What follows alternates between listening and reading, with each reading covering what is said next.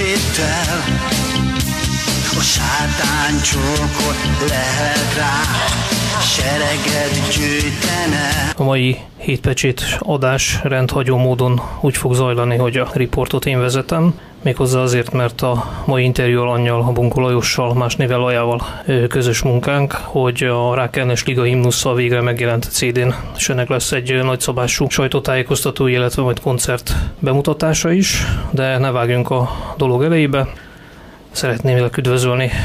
Szia, üdvözlöm a kedves hallgatókat. És akkor azzal gondolom, hogy kezdjük el a KH-tól vagy Ádámtól, Évától, hogy beszélj egy kicsit gyermekkorodról, ki vagy, mi vagy, hogyan találkoztál a zenével. Hát igazándiból olyan gyermekkorom volt, mint bármelyik másnak, nagyon jó gyermekkorom volt. A zenével 1989-ben kezdtem el foglalkozni, és akkor édesapám azt mondta, nem baj, édesfiam, te csak a dolgod, muzsikálj, zené, ezt egy unok kinövöd. Hát most már 47 éves vagyok, és még ezt a mai napig nem nőttem ki. Hány éves voltál akkor? 18. 18. Előtte valamilyen hangszeren? Én dobon kezdtem az LC zenekarba dobolni. A dobos hiány volt, én beszálltam, mint dobos, utána énekes hiány lett, és felfedezték, hogy van némi hangom, és jött egy új dobos, és hát akkor kellett egy énekes, hát akkor rám került ez a poszt, és azóta is űzöm ezt a foglalkozást. Ugye, akik téged ismernek, vagy követik a pályafutásodat, ugye főleg az LCD és a retrok zenekarokból ismerhetnek. Az LCD az mikor alakult, milyen megfontolásból? Az LCD 1989-ben alakult, ahogy mondtam is itt az előbb, hogy én ott kezdtem el. Azt hogy említettem, igen, hogy ott kezdtem el, és ez 2005-ig tartott. Itt voltak kisebb megszakítások, ugye volt katonaság, tagcserék, de igazándiból 2005-ig tartott intenzíven az LCD. Utána volt egy kis mozdulata még neki. Puskás István barátom, a régi LCD zenésztársam volt, ővele elkészítettünk egy lemezt, Kicsi Angyal, ez 2007-ben jelent meg szerzői kiadásban, és ez még LCD néven jelent meg, és úgy gondoltuk, hogy itt tettünk pontot az LCD zenekarnak a végére. Hát egyfajta szép lezárás volt. Miért ezt a nevet választottátok a zenekarnak? Hát nézd, én úgy gondolom, hogy fiatalságomra nagy hatása volt ez a film, ennek az volt a cím, hogy LCD, és annyi volt a különbség, hogy C-vel írtam, mi S-sel írtuk, és megfogott maga a film is, meg hát maga a név is. Úgyhogy tudsz erről mondani a hallgatóknak néhány szót, akik nem ismerik ezt a filmet? Hát az az igazság, hogy nagyon régen láttam ezt a filmet. Hát úgy tudom, hogy a spanyol vezérről szólt.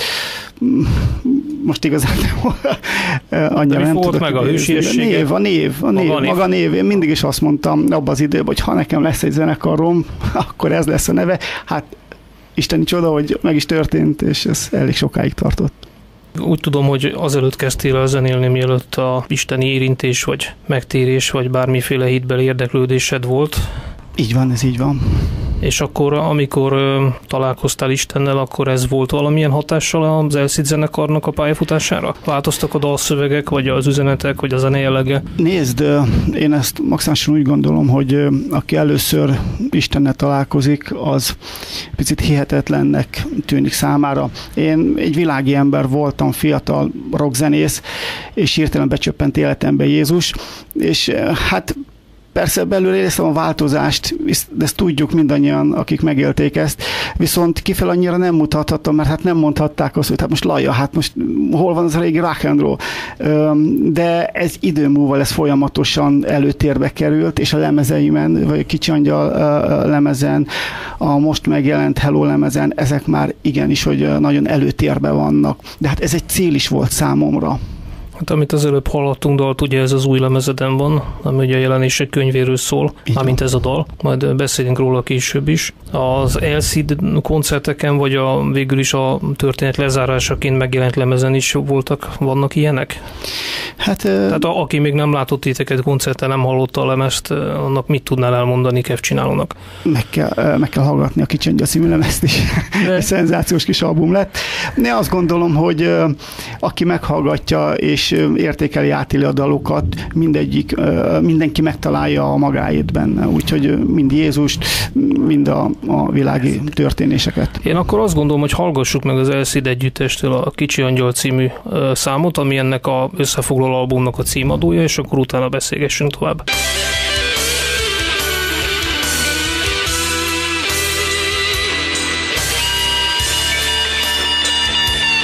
Meghallgattuk az Elszid egyik dalát. A történet úgy folytatódott, hogy volt a Red Rock nevű zenekar. Ez az Elszid vége után, vagy párhuzamosan indult? Nem, ez az Elszid zenekar vége után indult a Red Rock. És ugye akik jártak koncerteken, azok ugye hallhatták, vagy átélhették, vagy élvezhették, hogy gyakorlatilag ilyen klasszikus magyar rock slágereket adtatok el az énekeddel. Mi volt itt a koncepció? Így van, mindig szerelmese voltam azoknak a daloknak, és ezen nőttem fel, és úgy gondoltam, hogy a közönséget, az embereket picit visszavisszük a múltba. És ez nagyon jó eső érzés volt, hisz sok koncert után odajött hozzám a 15 éves, hogy ezek nagyon jó dalok, ezeket még igazából nem annyira hallottam, és odajött hozzám a 40, és azt mondta, hogy séta volt a múltban, úgyhogy ezek nagyon jó eső érzések voltak. Tehát a Red Rocknak igazából ez volt a célja. Igen, van a YouTube-on néhány felvétel, akit érdekel, az megnézheti, meghallgathatja, ott azért átjön a hangulat. Hogy... Így van. Ezeken a koncerteken találtál alkalmat arra, hogy szolgálj az emberek felé, vagy ez teljesen egy ilyen kikapcsolódás vagy szórakozás? Nézd, én azt gondolom, amikor a színpadra lépsz, akkor mindig szolgálsz. Én maximálisan így gondolom, a közönséget, az embereket ki kell szolgálni. Mindig az a cél, minden előadónak azt hiszem, hogy az az ember, aki arra a koncertre eljött, ő mindig úgy menjen haza, hogy tele energiával, tele jó pozitív kisugárzással, és ennek a zenének ez a lényege. Én maximálisan így gondolom. Tehát, hogy igen nélkül is hasson így van. Az üzenet. Beszéltünk még az Elszid kapcsán, hogy a zenekar alakulása után nem sokkal találkoztál Istennel. Erről hogy tudnál megemlékezni, összefoglalni? Épp a napokban volt egy jó kis baráti beszélgetés imádott lányommal és Levivel, a barátjával, és annyira örülök, abban az időben én Istentől kértem a gyermeket, lám Jézus megadta, de hát azért milyen az ember, én szerettem volna egy fiúgyermeket, aki majd a nevet viszi, lám Jézus megadta. És igazándiból én megígértem akkor, vagy hát ígéretet tettem Jézusnak, hogy a gyermekeim azok úgy fognak felnőni, hogy az arcukat Jézus felé fogják emelni. És hál' Isten imádott lányom az a mai napig, hát ő neki Jézus nagyon sokat számít, és én nagyon örülök, és a mostani barátjának is, és az én megtérésemet én csak így gyorsan, de mindig csak példaként idézem mindenkinek, hogy nekem nagyon rossz tulajdonságom volt abban az időben, amikor én Jézust megismertem. Először azzal az ember, aki Jézusról beszélt nekem, megijedtem, hát milyen egy földi ember, hát megijedtem, hogy hát most mi történik, hát most jön a büntetés a sok rosszért, amit én tettem. És persze Jézusnak nem az volt a célja. Persze voltak mélypontok utána is, hisz próbatételek előtt állunk, hisz az egész életünk egy harc, egy tanulás, inkább azt mondom, és Jézus azért mindig fogta a kezemet, és én azért is mondtam még az elején talán, vagy nem biztos említettem, de akkor most említem, hogy Jézus az olyan, mint bármelyik végtag, mindig velem van. Ugye? Ezt szívderítő hallani. Általában a zenészek között nagyon vegyes a reakció. Van, aki ugye teljesen megszakítja a művészi tevékenységét, valaki megtagadja a régi dalszövegét, dalait, új néven új szöveget készít. Van, aki megmarad azok között, akit volt, és aztán ott próbál, ahogy mondtad, akár igen nélkül is ugye a maga viseletével, a megváltozott kisugárzásával szolgálni.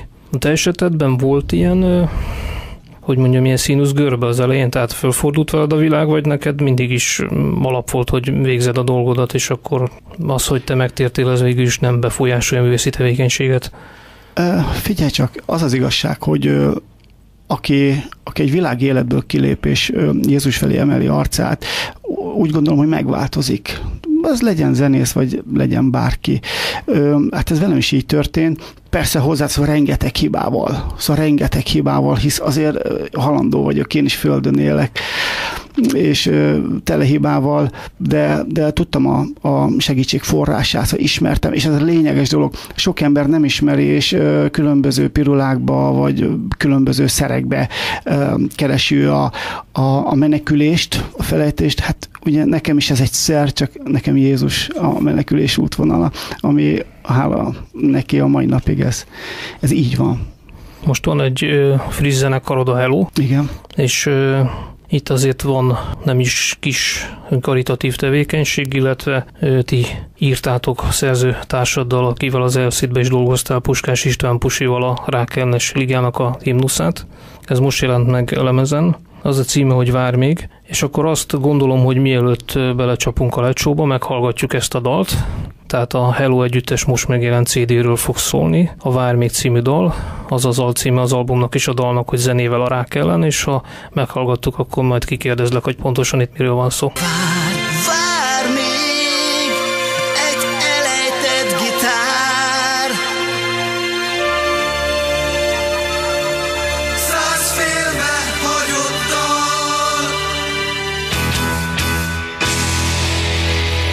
dal. Meghallgattuk a dalt, ez a mostani zenekarodnak, a Hello-nak a friss lemezének a címadója, Rákellenes Liga himnusza, és akkor egyből adott is a kérdés, hogy hogyan kerültél kapcsolatba a ligával, hogyan kértek fel. Abban a városban, ahol lakom, a Magyar Rákellenes Ligának az alapszervezetének az akkori elnöke, dr. Csordásné Juhász Judit, ővele volt egy beszélgetésünk, és ő szerette volna, hogy abban a városban az életmód napokon az akkori zenekar, a Retro zenekar az koncertezne. Létre is jött a koncert, és utána tovább fűztük a szálakat, hogy azért jó lenne egy dal, ami arról szól, hogy éljük túl a rákot, és hát addig fűztük a szálakat, amíg én megírtam a dalszöveget, és Puskás István Pusi barátom viszont hangszerelte ezt a dalt, és így született meg a Vár még, amit az imént hallottunk. Igen, de ezt ugye már nem a retrokkal vetett fel, hanem a Hello zenekarral. Így van, ez már a Hello zenekarnak azt mondtam, és azt is nyilatkoztam többször, ez az újabb köntöse. Ez egy picit lefinomult, alázatosabb, az előző verzió az rockosabb volt, ez már nem. Ugye te vagy a dalszövegíró és az énekes, ugye Pusi gitározik, billentyűzik, slide gitározik, ő a hangszerelője és az egésznek a zenei rendezője, még akkor mutassuk be gyorsan. A CD borítón rendhagyó módon 2 basszusgitáros olvasható, ketten is játszanak ezen a lemezen, kérjük mutass be őket, hogy miért van ez így. Igazándiból ez egy EP-nek indult, utána fűztük tovább a szálakat a kiadóval, hogy kellene valamit mást is csinálni, és itt tettük rá a rákellenes dalt, mi vagyunk a szerzői, és itt ebben az időpontban a basszusgitáron Kaiser Sziri barátom játszott, és neki az időhiánya véget, és a sok-sok elfoglaltsága véget, nem tudta tovább folytatni, viszont a Vár még című dalt azt már egy fiatal tehetség, Szegedi Dávid, ő játsza fel, és hát így került 2 basszusgitáros a lemezborítóra, Szilike és Dávid. Azt még mondd el, hogy Szilárd miért nem ért rá a hallgatóknak, hogy melyik zenekarban, vagy milyen munkája van még? Igazándiból a Szili az Avatárnak a basszusgitárosa is,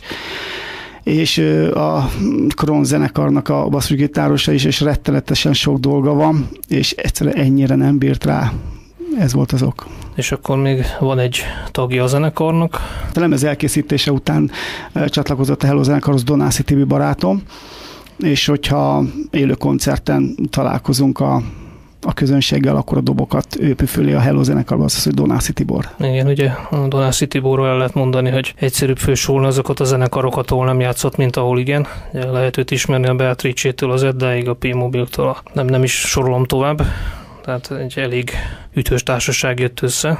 Beszéljünk még néhány szót erről a dalról, ami ugye több változatban is fölkerült. Ugye van egy magyar és egy angol nyelvű, illetve egy instrumentális, úgymond karaoke változat, amire lehet rendezvényeken énekelni. Pontosan hogyan is születtek ezek, miért készült az angol nyelvű változat?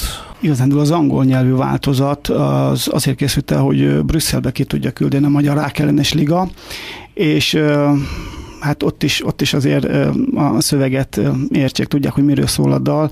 A lemezen a Please Wait címmel jelent meg, úgyhogy az angol az ezért készült el. Azt elmondhatjuk, hogy az angol verziót az ugye Pusi énekli. Így van. Akinek a zene szerzés meg a mindenféle hangszerelés mellett ugye volt egy vokális munkája, tehát ő vokálozik a lemezen mögötted, és az angol nyelvű rész meg ugye végig az övé. Annyit szeretnék elmondani még a dalról, hogy igazándiból, amikor ez a dal megszületett, az ős bemutatója az egészségügyi minisztériumban volt. Ez egy eléggé jó érzése töltött el minket. Véget ért a műsor, és amikor mentem ki, odajöttek többen, és volt egy hölgy, aki odajött, és azt mondta, ez a dal, ez nagyon nagy hatása van rá. Hát én örültem neki, és azt mondta, hogy ő sajnos végbérágba szenved, és egyszerűen nem tudtam megszólalni, hogy most mit is mondjak. Hát örültem, hogy a dalba kapaszkodik, és ad neki valami erőt. végül is ez a művészember szolgálata. Így van. Azt is hallottam, hogy elég sok visszajelzést kaptatok, miután megjelent a CD, hogy özönlöttek a levelek, ahol mindenféle rendű és rangú ember mesélt arról, hogy erőt kapott akár a saját betegségével, akár a hozzátartozójának a küzdelmével kapcsolatban. Igen, hát jó esőérzés, hogy azért minősítik a lemezt, a dalokat. Volt több levél, hát ugye igazándiból az emberek inkább a Ráknes dalra asszociálódnak, arra figyelnek, inkább oda volt, aki azt írta, hogy az édesanyja beteg, és hogyha esetleg az édesanyja feladja, akkor ez a dal ad erőt, ebbe kapaszkodik. Azt gondolom, hogy ezek nagyon-nagyon jó érzések, meg jól esnek a szerzőknek, az előadóknak, ez egy pici teher is, de hát ezt azért csináljuk, hogy ezt bírnunk kell. Néhány szóval kérnélek arra is, hogy foglald össze a dal tartalmát, ugye aki először hallgatta, annak nem biztos, hogy elegendő. Nem is véletlen kerültek bele a szövegek a CD borítójában lévő kis füzetbe. Ugye az első dal, ami volt a Csapda, ez a jelenések könyvének a feldolgozása a világ végéről, Armagedonról. A Vár még dal, az konkrétan milyen szemszögből mesél, és hogy hogyan gondoltad megfogalmazni ezt a rákellenes munkát? Igazándiból én ezt többször elmondtam több helyen, hogy ez a dal ez nem arról szól, amire sok ember várt azt, hogy beteg lettem, megtudtam, hogy beteg lettem, utána gyógyítottak, és hip-hop tök jó, és akkor elnézést, akkor jól lettem. Nem, ez egy ilyen görbetükre, azt gondolom, hogy ez a dal ez arra utal, hogyha nem tesszük meg azokat a lépéseket, amikor megtudjuk, hogy baj van, vagy az előtte lépéseket, hogy elmenjünk szűrésekre, és igenis, hogy nézessük a testünket, hogy nem tesszük meg ezeket a lépéseket, akkor ez az út, ez ide vezet. Igazándiból erről az útról nem sokan szeretnek beszélni. Az embernek a tudatában, amikor megtudja, hogy és ez a kor megtámadta, akkor egyből ez villan be minden embernek a tudatába. Igazándiból ez a dal, ezt teszi a közönség elé, hogy el kell menni szűrésekre, vizsgáltatni kell magunkat, és hogyha lehet, akkor ezt meg kell előzni. A Jóisten áldásával, hála neki, a pár hónapnak ezelőtt volt egy vesedaganatja, és ő is csak véletlen, ugye isteni csodával, hogy ez kiderült, volt egy nagyobb műtétje, és itt tartja köztünk Jézus, és hagyja, hogy még szeressen, és bízom benne, jó sokáig hagyja ezt. Reméljük, hogy ez az áldás még sokáig így lesz. Amit szerettem volna még kicsit kibontani, hogy nekem nagyon tetszett a szövegben, hogy teljesen fordítva fogjátok meg ezt a problémakört, mint ahogy szokták, hogy röviden összefoglalva, hogy hazamegy az ember, nem érzi jól magát, lefekszik, és hát ugye jön az angyal, hogy lejárt az idő, és akkor megy az alkudozás, hogy elköszönni a szerettektől, tehát hogy nem az a fajta siránkozás van, ami szokott lenni, és nem is az a fajta felelőtlen ilyen lazasság, ilyen belecsinálós lazasság, hogy nem foglalkozom a kórral, hanem hogy egy olyan nézőpontot ad, ami nem hétköznapi és szándékos volt? Igen, mindenképpen. Én azt mondtam épp a doktornének is, hogyha újra írhatnám a dal ugyanilyen lenne, semmit nem változtatnék rajta. Szeretnénk minél előbb egy klipet is a dalhoz, és a videó azért bemutatja, hogy ez a dal ez nem egy tragédiáról szól. Igazándiból ez csak az embereknek a felelősség tudatáról. Bízunk benne, hogy ez a klip is minél előbb a nyilvánosságra fog kerülni, minél előbb el fog készülni, hisz dolgozunk rajta. Isten gazdag áldását kívánjuk rá. Köszönjük. Beszéljünk még kicsit az angol meg a karaoke változatról. Ugye úgy tudom, hogy ezt a külföldi rákellenes ligákat társszervezetek is kedvelik, és hogy egyes rendezvényeken nem tudom, hogy fogják énekelni, vagy már énekelték, vagy hogy ez a brüsszeli felkérés pontosan hogy ment. Hát az első változatot biztos, hogy énekelték, azaz a dalszöveget már tudják. Egy újabb köntöst kapott, más tempót kapott, ami szenzációs lett. Igazándiból a brüsszeli felkérés azt maga a liga rendezte, mi ebben nem szóltunk bele, maximum annyiba, hogy elkészüljön ez a dal angolul. Csak ennyit tudtunk tenni a dolog érdekében. Azt szeretném még kérdezni, hogy ugye, ha jól hallottam, de akkor ez pontos is számunkra, hogy Olaszországból is volt felkérés, vagy hogy ott is énekelték valamilyen rákellenes rendezvényen. Hát nekem most újat mondtál. Újat mondtál? Te mondtál nekem újat, mert igazándiból én erről nem hallottam, de ha ez így is van, akkor szenzációs. Én azt olvastam valahol, hogy van egy felkérés arra, hogy egy kinti rendezvényen is, hogy ez a himnuszdal szóljon, és hogy ott is szeretnék énekelni, de akkor lehet, hogy én előbb tudtam, mint a zenekar. Ez egy gyönyörű dolog.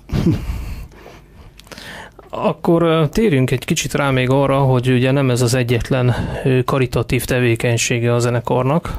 A YouTube-on mindenki felfedezhet egy videót, ahol a 3-as metró akadálymentesítésért van egy valamiféle rendezvény, majd elmondod, hogy mi volt, és ott egy fiatal ember, egy ilyen 8-9-10 éves forma fiatal ember, egy kerekesszékes fiatal ember a te vagy a ti dalotokat énekli. Kérjük, hogy foglald össze, hogy ez milyen rendezvény volt, és hogy hogyan is keveredett ehhez a te szerzeményetek. Igazándiból ez a rendezvény, mi úgy tudtuk, hogy ez a kis úriember, aki sajnos beteg, tolókocsival jár, megkeresett minket, és ő hallott a Titokban című dalról. A Titokban című dal az egy szerelmes dal. Most én nem tudom, hogy mi vezérelte, hogy épp volt egy kislány az életében, és ő szerette volna ezt a dalt ezen a rendezvényen elénekelni. Természetesen Pusi és jó magam is egyből hozzájárultuk, és nagyon-nagyon büszkék vagyunk, és megtiszteltetés számunkra, hogy ő ott ezt előadta. Lehet tudni, hogy fiatalembert hogy hívják? Igen, Harza Márk, Manó a beceneve. Igen, és ez a rendezvény, ez pontosan mi volt, és hogyan valósult meg? Hát igazándiból erről ő tudna mesélni többet. Ezt úgy látom, hogy ez a Calvin téri aluljáró, így van, és ott volt valamiféle a tüntetés, az talán nem jó szóra, de valami figyelemfölhívó flashmob, ahol ő énekel dalokat. Így van. Ez, én is úgy tudom, hogy ez a 3-as metrónak az akadálymentesítéséről szólt ez az egész. Tehát mert ugye a tolószékesek nem tudnak bemenni a mozgó lépcsőkön, meg a lépcsőkön. Igen, de igazából tőlünk csak a dalnak az engedélyét kérték, és ő meg is kapta, ez a fiatal úr. Ti ott voltatok a helyszínen, valaki a zenekarból? Sajnos nem tudtunk elmenni, mert mi is futunk 1000-fel az életbe, de hogyha hasonló lesz, akkor biztos, hogy ott leszel zenésztársaimmal, de valaki biztos ott lesz. Azt is érdekes volna még elmondani így a vége felé a beszélgetésnek, hogy a zenekar másik tagja, a szerzőtársad, ugye Puskás István Pusi is foglalkozik gyerekekkel, meg felnőttekkel, és ugye fogyatékosoknak tart zeneterápiát. Ezzel kapcsolatban volt valami közös munkátok, vagy voltál jelen, vagy láttad, hogy pontosan hol tartanak, hogy a rendezvényeken, vagy volt valami kapcsolódás, vagy ez teljesen önálló dolga? Volt. Egyszer Pusi engem meghívott egy próbára, mikor a gyerekekkel próbált, és azt tudnélik, hogy az Elszéd lemez megjelenése után kaptam én a meghívást, és persze Pusi révén, nem tudom, hogy a fiatal fiúk, lányok szereztek lemezt, és amikor megjelentem, akkor nagy örömmel fogadtak. Engem nagyon meg is lepett egyébként, de nagyon jó leső érzés volt, és nagyon-nagyon ügyesek. Én úgy tudom, hogy értelmi fogyatékosokkal is foglalkozik, és testi fogyatékosokkal is, és hogy így gyakorlatilag a zenekarban így jól összetalálkoztatok, hogy mind a ketten folyékonyak vagytok így az emberek megsegítésére, a hiányosságok kitöltésére. Én mindig azt mondom, mikor többen megkérdezik, hogy Pusi a lelkem másik fele. Ez azért is van, mert amit én megírok dalszövegeket, ő olyan zenét tesz rá, amit én lélekbe elképzeltem, és mindig is azt mondom, hogy ő a lelkemnek a másik fele. Ha valaki szeretne információt szerezni, ugye a Facebook oldalon megtalált titeket, ennek el tudod mondani a címét? Keresétek a Hello Zenekart a Facebookon, vagy a www.hellozenekar.hu oldalunkat is látogatasság. Én úgy tudom, hogy a közeljövőben szerveződik egy nagy szabású sajtótájékoztató Rákellenes Ligával közösen. Ennek gondolom, majd fölkerül az időpontja. Így van. És koncertekkel milyen tervetek vannak? Mikor láthat a tervek szerint titeket már így ebben a felállásban ezekkel a dalokkal a nagy érdemű? Nézd, én azt gondolom, és többen azt gondoljuk, hogy semmit nem kapkodunk el, mindent megtervezünk alaposan, és hogyha eljött az idő, és úgy gondoljuk, hogy maga a helyszín, és minden adott lesz arra, hogy a Hello zenekarot bemutassa a lemezt, és a többi dalait, akkor ez biztos, hogy ez meg fog történni, és mindenki időbe kap erről. Tehát akkor a Facebook oldalon föl lesz, nyilván lesznek sajtóhírek. Így van. Hát Jézus Urunk áldását kívánjuk a munkádra és az egész zenekarnak a tevékenységére. Nagyon köszönjük, hogy elfogadtad a meghívásunkat, és akkor ezt a kis beszélgetést egy dallal fogjuk lezárni, szintén az új lemezről. Ez az Álomkép című dal, ami a Hello zenekar Vár még című lemezéről szól, aminek a alcíme, hogy zenével a rák ellen.